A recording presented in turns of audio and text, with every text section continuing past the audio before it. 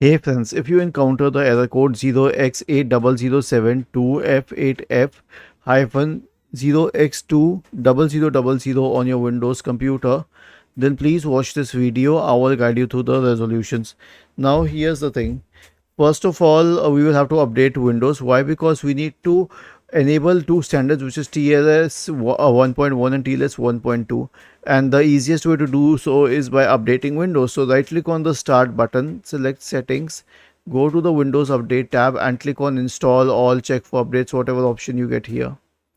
The next option will be an SFC scan. So search for command prompt in the Windows search bar and click on run as administrator. Type the command sfc space / scan now and hit enter to invoke the sfc scan. The last option will be to, after this and scan, will be to perform a clean boot so that you know that no third party software is interfering. How would you do that? Search for system configuration in the Windows search bar and open system configuration. Go to the services tab. Check the box associated with hide all Microsoft services.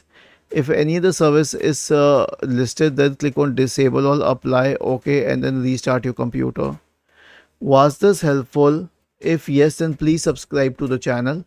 If not, then let us know in the comment section of the video on how we could help you further. Thank you for watching this video and have a nice day.